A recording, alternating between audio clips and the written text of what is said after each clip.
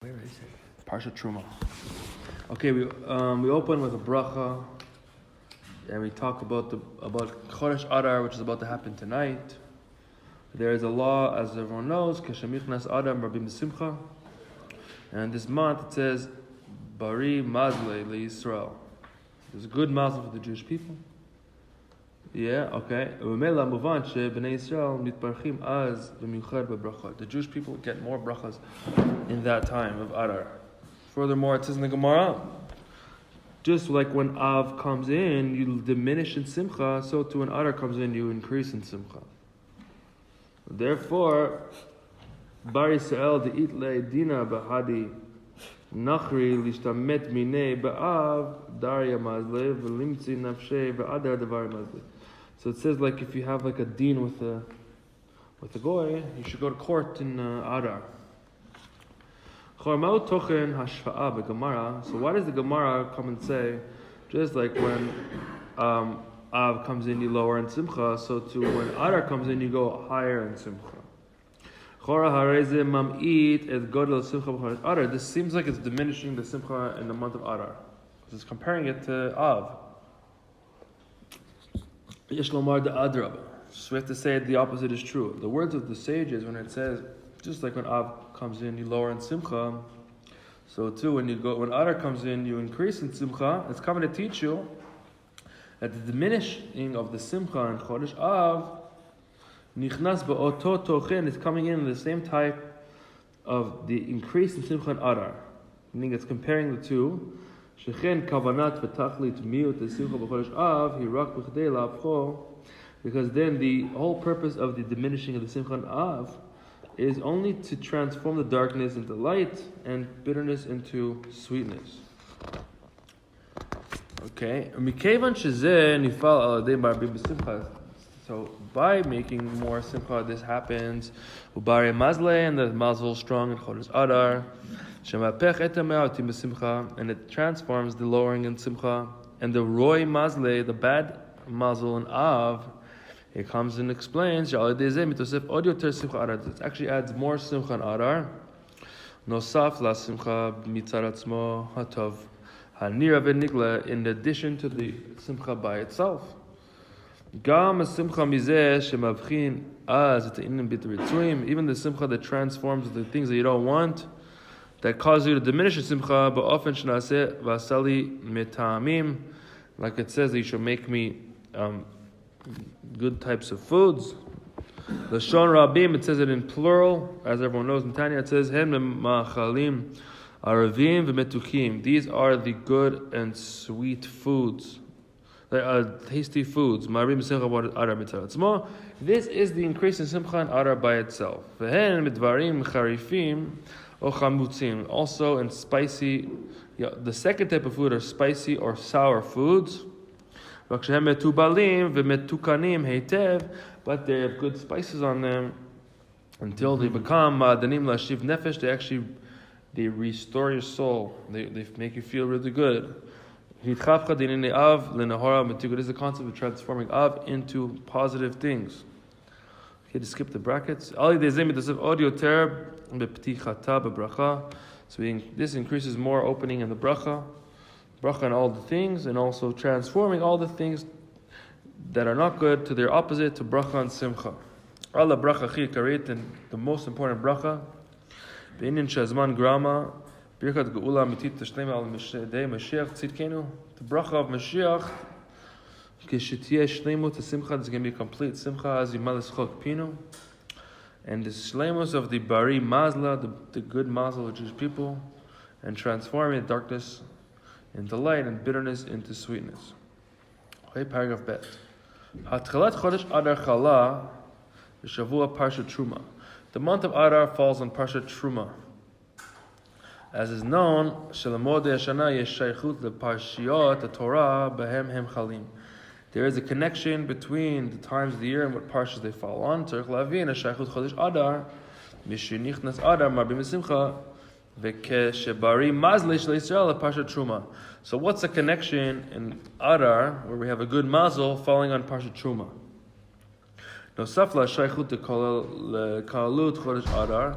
in addition to the connection to the Chodesh Adar. We have to understand how this year falls out. In that year, when it was said, it was a leap year. There's two Adars.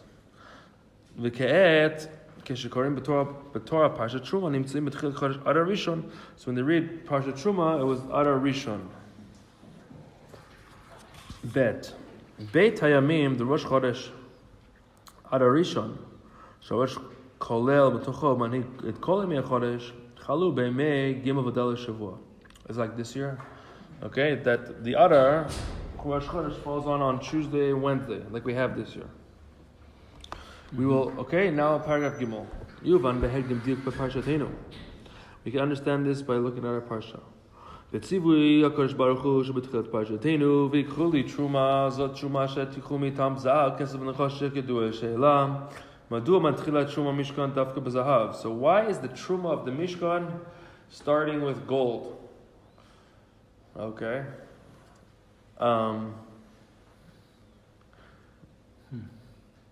Yeah, okay. You think it's because it's the most precious? Once again, well, basically, Bachaya, it says in the Parsha, the reason why it tells you gold first, it says to hint to you that that we were already forgiven for the sin of the golden calf. And therefore, it says gold first, okay? Okay, and the Rava says, "Ve'izkir b'tchilat hanedava hanichbad shu zahav." He says the reason, the first thing mentioned is gold. Ve'shlim be'nichbad avnei shoham, and then it ended off with the stones of the shoham stones, the avnei miulim. Kilam nimtzu rak etzel hanesiim, because those are only found by the tribal leaders, which is not the case for gold, because it was found amongst most people, gold. Okay, everyone have gold here? Racha, you have your gold? There's just a gold watch, but it's not real gold, it's really steel. Okay, so, okay. Gold ring. Right. And like, usually I guess you want to build it up, right? Like you're selling some aliyahs, sell the lower one first, and then it builds up to the highest one at the end. But they're saying basically like, guys, we have 10 aliyahs to sell. We're going to start on the first one, $10,000. Then we'll go lower. Okay, Nosef l'kal t'sheila. Shadvarim hayu tzrichim likatev b'seder min hakal hakaved. It should have said from the most light to the most heavy. It should not only this, even this. Harei beninu nidad lechora matim seder zeh od yoter. In our case, this order is even more. Should have been like that. Since now it talks about the volunteering of the Mishkan, which actually is an obligation of every Jewish person in accordance with the amount they want to give in their heart. It says, "Veichuli truma me'et kol ish asher nidver libo." The pashtus hayu b'bnei Yisrael chilukim ben dal v'ashir. Simply, we could say that some Jews were rich, some Jews were poor. And in the nidvat Mishkan lo hayta yad kulam shaveh ba, and in the amount they gave to the Mishkan, not everyone's equal.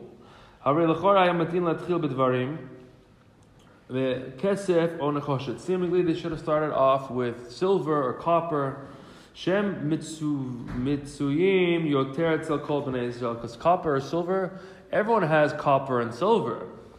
Dvarim shebahem hem mishtavim yoter, things that are more equal. V'lachar miken lemanot zahav shach ikatzel yodi mashrim yoter, and then afterwards tell us gold, which are found by the rich Jews more than everyone else. But seemingly everyone had copper and most people had silver, so start with that. So why does the Torah start with gold? You're trying to make them feel bad not having gold. Okay.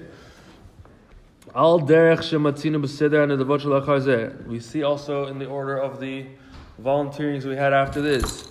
Shekol ha'inyanim, everything milvad zahav b'tchila, except for gold at the beginning.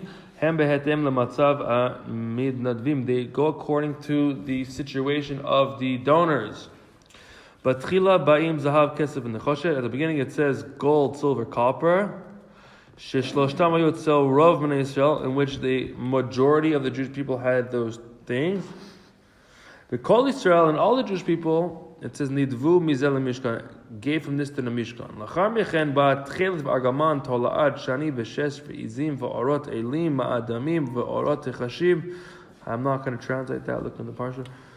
On this it says Sharak kol ish asher nimtza oto tchelet hiviu. Whoever has tchelet, you bring the tchelet. Whoever has this, bring this. Not everyone has it.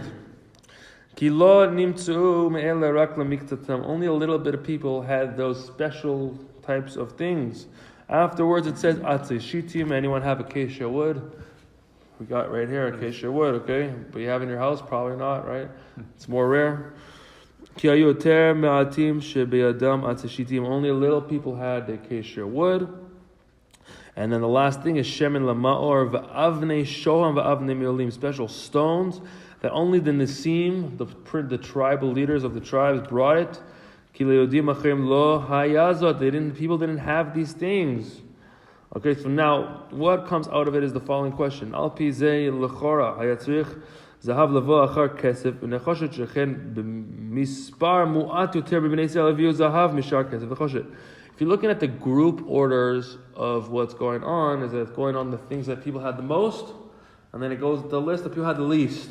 But in the first category, it says gold first, but seemingly it should have said copper or silver first, because that would make more sense in the order. But it clearly says gold first. Okay, what is going on over here? What do you say? Yeah, but if you look at what's logically happening, it's going in accordance with the order of which material do people have the most of? So that means it's either silver or copper. Not everyone has gold. I mean, that's more rare. Like, anyone have gold here? You got a ring? You have a ring? Anyone else? Anyone else have gold? Got gold. Got it from the Egyptians. Got from the Egyptians. Got some gold, David? I got this from the Italians. Okay, let's see. So now, we get the question, right? Get the question? Get the question? Yeah. We will get the answer now, but that's the question. Why does it come first? Yeah, okay. Yes. Dargam shel Bnei Yisrael hara ribui zahav v'kesef mi-bizat Mitzrayim v'bizat hayam. Okay, even though the Jews had a lot of gold and silver from the spoil of Mitzrayim and from the sea, as the sages say in Brachos, en lecha kol echad v'echad b'Yisrael shelo hayu imo 90 chamorim luvim teunim mikispa v'zehava shel Mitzrayim. Every single Jew basically had 90 different chamorim, how do you say English? Donkeys? In order to hold the maftir. And they had all the good gold and silver on them. Hari v'pashus haya etzel hamitzriim v'mela etzel b'nei Yisrael yoter kesef and nechoshet mizahav. But seemingly, it would make more sense that the Egyptians had more silver and copper more than gold, and then we took their stuff that was really ours, okay? And then we would also have more silver and copper than gold. Ki davar yakar yoter yeshno me'at b'kamut. Whatever is more expensive, there's usually less amount. Supply and demand, right? Everyone That's not logical. Why? What is adraba? Mishum kachu yakar, and that's why it's more expensive, because it's less of it, like possible man, until like a few years ago. V'bezeh gufa, and this itself, ba'ashiru tayu chilukim b'nei Yisrael gufa. In this itself, the Jews had a division, like who had the most amount of gold. That was like the more higher class, okay?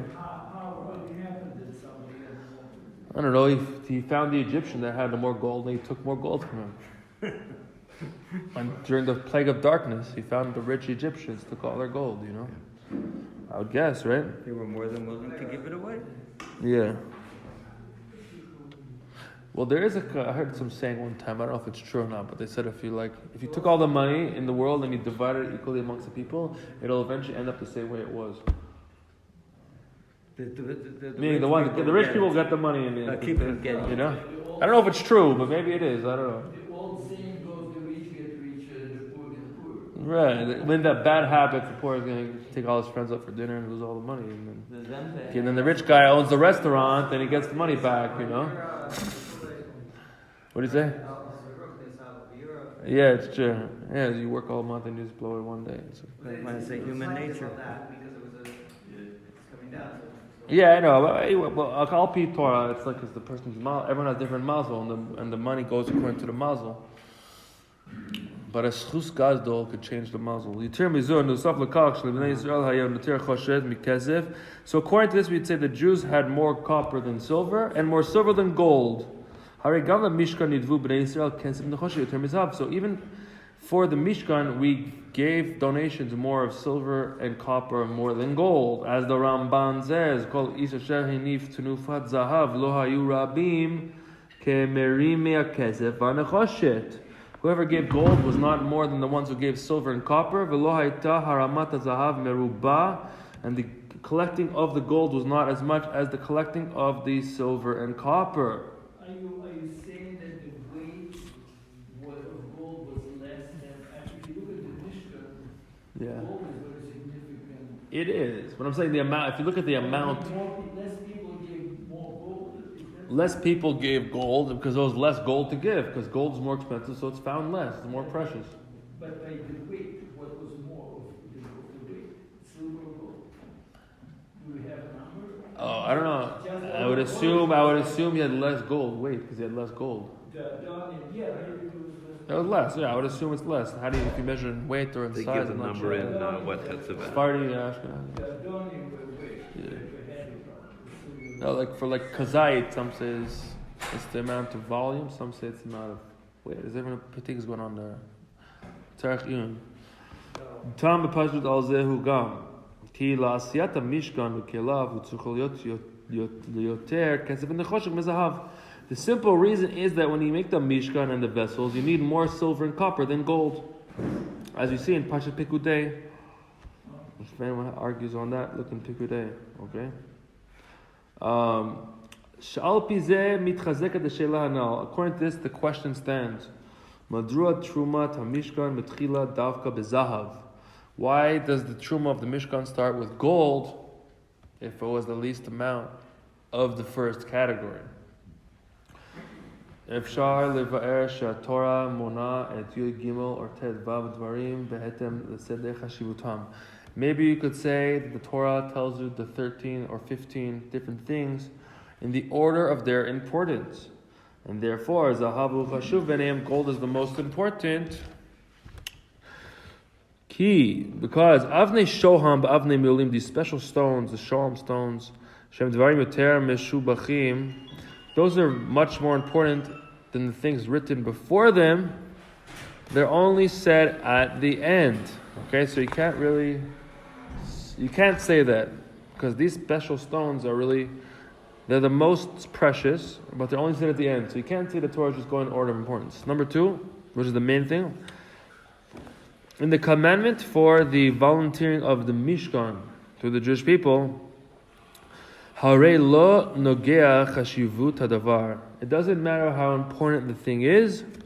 Ella hamatzah b'pol shel bnei Yisrael shehitnadvu v'atzorech b'mishkan beit inyanim haya kesef v'nechashet yoter mizahav. In the commandment of the Jews giving the money to the Mishkan,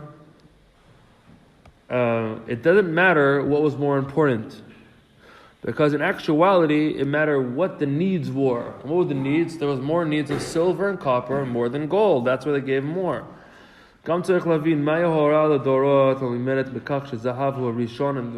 what is the lesson for generations that Zahav is counted first in the Mishkan?